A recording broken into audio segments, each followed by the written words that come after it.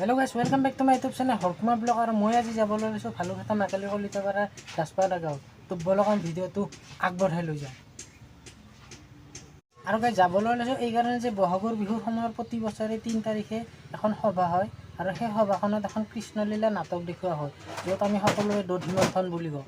তো আপোনালোকে সকলো কথা গম পাব, কেৱল চাই থাকিব মোৰ ভিডিঅ'। তো বলক আমি দধি মন্থন চাবলৈ যাওঁ। আৰু কয় হৈ গ'ল আমাৰ চাইকেল ৰেডি। এতিয়া আমাৰ ভাইটি ৰেডি হ'ব বাকী আছে। তেনেকুৱা আমাৰ ভাইটি চাইকেল চলাব এতিয়া। শুনা হাই কৰি দি। আৰু ভাইটি আৰু মই যাম আজি দধি মন্থন চাবলৈ, লগতে আপোনালোকক দেখুৱাব চেষ্টা কৰিম। তো বলক। আৰু আমি এনেকৈ ৰাইট চাইডে সোমাই গ'লোঁ চমৰীয়া যোৱা ৰাস্তাইদি। আৰু আজিৰ দধি মন্থনত কৃষ্ণলীলা নাটকখন 2টা বজাত আৰম্ভ হ'ব। গতিকে আমি যাই আছোঁ ভাইটি আৰু মই দধি মন্থন চাব।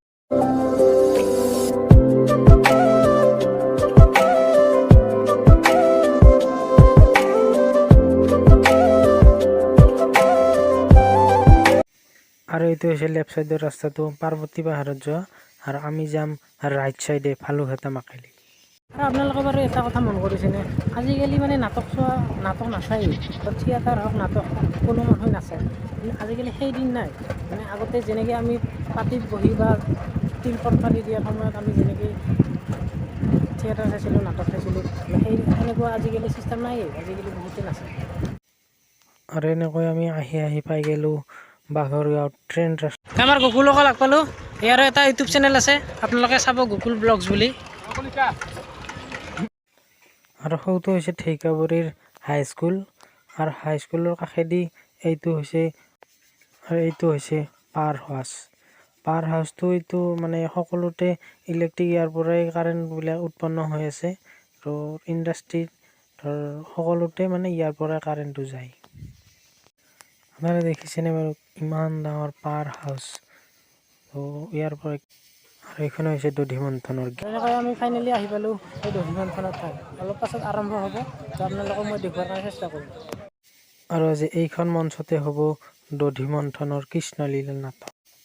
আৰু এইটো ঘৰতে বহিব 12 গোপাল। আৰু ইয়াতে গোপিনীসকলে দধি মন্থন কৰিব। আৰু এনেকৈ প্ৰস্তুতি চলাইছে আজি কংসবধৰ নাটকখনৰ আয়োজক। আৰু এনেকৈ মই যাই আছোঁ, কৃষ্ণ আৰু গোপিনীবিলাক ৰেডি হৈ আছে, তাকে দেখোঁ। আৰু ইয়াতে আছে কৃষ্ণ গোপিনীবিলাক, বহুত ভিৰ হৈ আছে। এয়া আমাৰ আকাশে কৃষ্ণ হৈছে। কৃষ্ণ হৈ কেনে লাগছে? কৃষ্ণ গোপিনী গোপিনী ক'ত? দে এইবিলাক ইয়াতে কৃষ্ণ গোপিনী 12 গোপাল চব আছে। কৃষ্ণ আমাৰ বাঁহী বাজাব, বাঁহীটো কিন্তু বাজাব পৰা নাই। কৃষ্ণ ইফালে আহি দিয়ে একবাৰ। আৰু এইটো হৈছে বলোৰাম। বলোৰামে শালখান লৈ ওলাইছে। তো কেনে বলোৰাম, ভাল না? কৃষ্ণ ভাই কয়, কৃষ্ণ কয় এইটো। দধি মন্থনৰ 2 নং মাকালি ৰাজপাৰাত মানে মূল অভিনেতা কংসবধূ মাৰিব। আৰু এইটো হৈছে নাৰদমুনি। আৰু এইবিলাক হৈছে অপেশ্বৰী। সৰগৰ গোটেই অপেশ্বৰীবিলাক থিয় হৈ আছে, এতিয়া মঞ্চত যাব। আপোনালোকে চাওকহে, সৰু সৰু চৰিবিলাক গোটেই কৃষ্ণ গোপাল, মানে 12 গোপাল হৈছে। চব মৰমে লাগি যায় দেখা পালে। আৰু এইবিলাক ঢোল তাল চব ৰেডি হৈ আছে। তো ইয়াৰ পৰা আৰু সেইটো হৈছে পলোৱা। আৰু এনেকৈ ঢোল তাল সকলোৱে বজাই ইয়াৰ পৰাই মঞ্চলৈ যাব।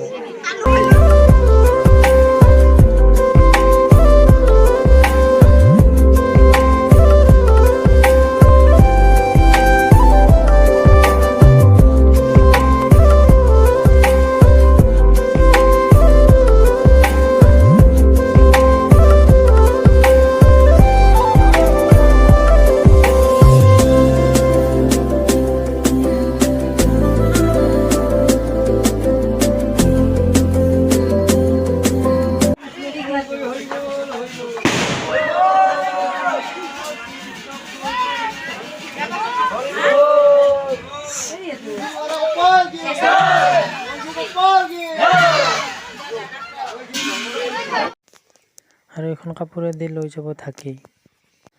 আপোনালোকৰ পলোৱা আৰু জাকৈটো লৈ থকা দেখিছেনে মানুহটোৱে? তাৰ ভিতৰত বাচ্চা ছোৱালী সোমালে বেমাৰ আজাৰ দূৰ হয়। বন্দিযাত্ৰা অনুষ্ঠান আৰম্ভ হৈছেহি, সেয়েহে সমূহ ধৰ্মপ্ৰাণ ৰাইজৰ উপস্থিতি কামনা কৰা হ'ল।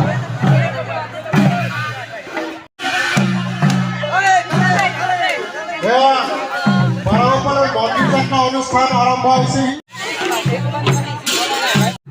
লোকেল নাটকৰ পৰিচালক কৰে। তো এওঁ বহুত দিনৰ পৰা নাটকত ব্যস্ত হৈ আছে। কওকচোন। নমস্কাৰ, মোৰ নাম শ্ৰী মহেশ চন্দ্ৰ দাস। মই নাটকত 1982 চনৰ পৰাই জড়িত আছোঁ। এই নাটকখনত আমি বহলভাৱে কৰা নাই যদিও আমি কৃষ্ণৰ সূচনাবদ্ধলৈকে এই নাটকখন আমি ইয়াত মঞ্চস্থ কৰিছোঁ। ইয়াৰ জড়িত আছে দধিমন্থন সকলে দধিমন্থন সেই বিষয়ে তাৰমানে আমি এটা অনুষ্ঠান বহু বছৰ এই অনুষ্ঠানটো চলি আছে। আজিকালি নাটকৰ প্ৰতি মানুহৰ ইণ্টাৰেষ্ট কমি গৈছে। সামাজিক যিটো পৰিৱেশ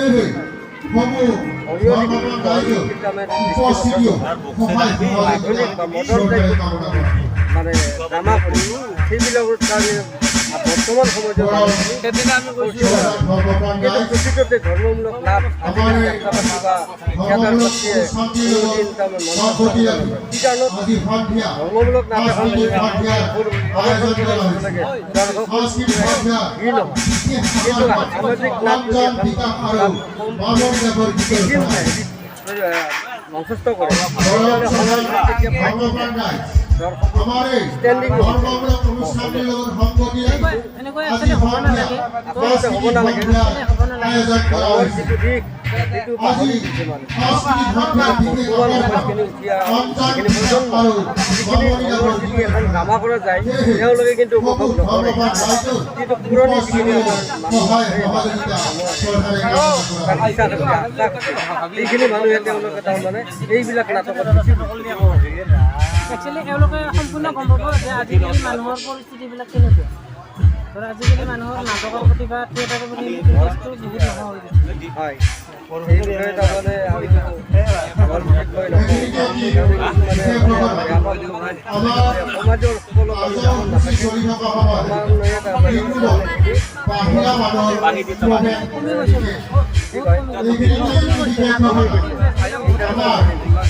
এতিয়া নাটকত মানে আকৰ্ষিত কৰিব পাৰি। এতিয়া বৰ্তমান আমি জীয়াই ৰাখিব লাগে। জীয়াই ৰাখিব লগা হ'লে কিছুমান আমি ত্যাগ কৰিছিলোঁ।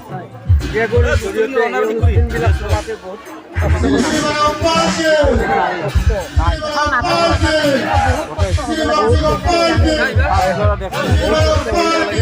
আৰু এই বস্তুখিনি আমি নতুনটো নাই। জীয়াই ৰাখি আছোঁ। নাটক চলা ইমান সহজ নহয়, সহযোগিতা লাগে। হয়, গতিকে আমি যিমান পাৰোঁ চেষ্টা কৰি আছোঁ এই অনুষ্ঠানটো জীয়াই ৰখাৰ বাবে আৰু ভৱিষ্যতেও ধন্যবাদ আপোনাক এইখিনি কথা কোৱাৰ বাবে। হয়, ধন্যবাদ। আৰু ইয়াতে গোপিনী কৃষ্ণ চব এইবিলাক বহি আছে। তো অলপ পাছতে নাটক আৰম্ভ হ'ব। সেই গৰমটো যে পৰিছে নহয় একেবাৰে পটককৈ মানে ভল্টেজটো বঢ়াই দিয়ে মানে। আৰু এনেকৈ বাৰগোপালবিলাকক ভৰি ধুৱাই আছে। আৰু মই এনেকৈ বাৰগোপালবিলাকক সেৱা এটা জনালোঁ যে সকলোকে যাতে ভালে ভালে ৰাখে। হুৰ খোল যা চিম চিম। আৰু তাৰ লগে লগে এনেকৈ আজিৰ নাটক আৰম্ভ হ'ল কংসবধৰ।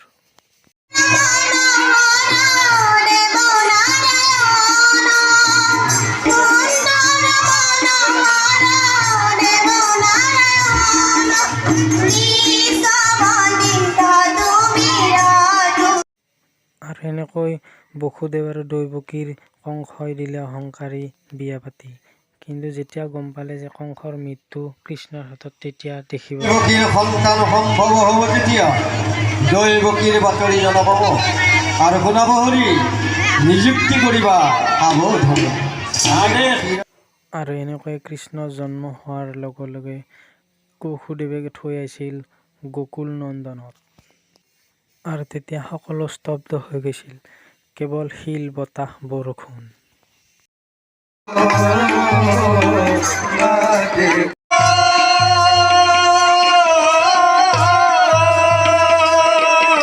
আৰু এনেকৈ বসুদেৱে যশোদাৰ কোলাত কৃষ্ণক থৈ লৈ গৈছিল যোগমায়াক। কিন্তু আৰু কংসৰ হাতত যোগমায়াক তুলি দিয়াৰ লগে লগে ওপৰত গৈছিল। আৰু কংসই যেতিয়া গম পালে যে দৈৱকীৰ আৰু এটা সন্তান হৈছে, তেতিয়া কংসৰ ক্ৰোধত জ্বলি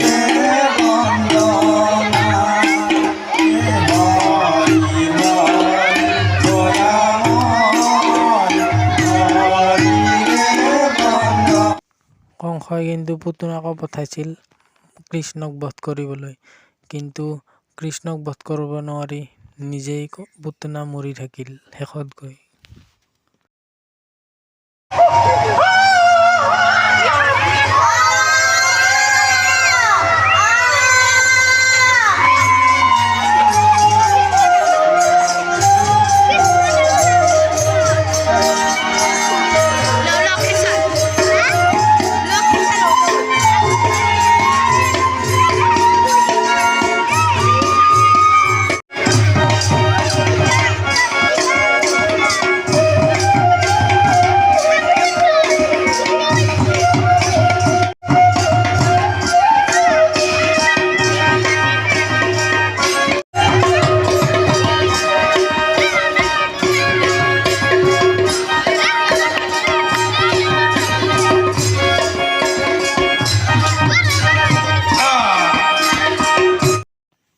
আৰু এনেকৈ শেষত গৈ হ'ল কংসৰ কৃষ্ণ হাতৰ মৃত্যু।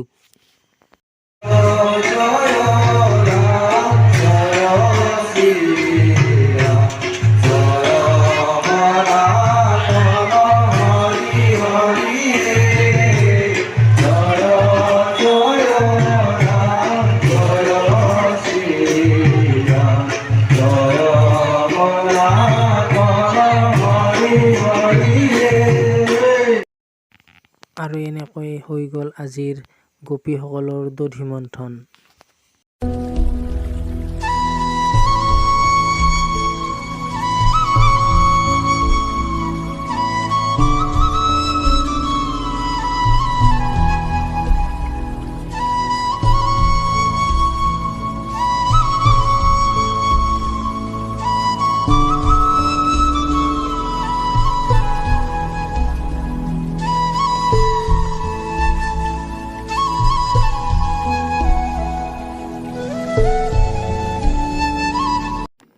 সৰুতে কেলিটো দেখিছেনে, যেতিয়া কৃষ্ণক বান্ধিব তেতিয়া বলৰামে খঙতে এই নাৱলে দিয়ে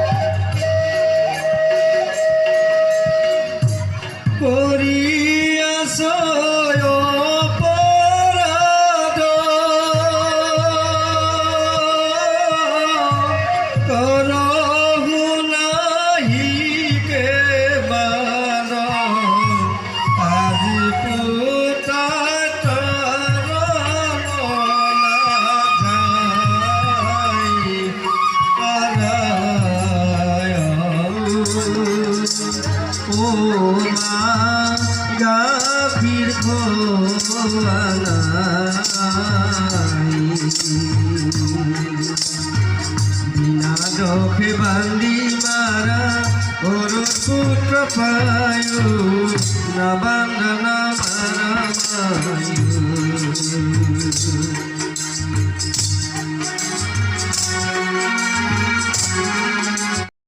আৰু এনেকৈ কৃষ্ণক বান্ধাৰ লগে লগে খঙতে দিলে বলৰামে দধি ভাঙি।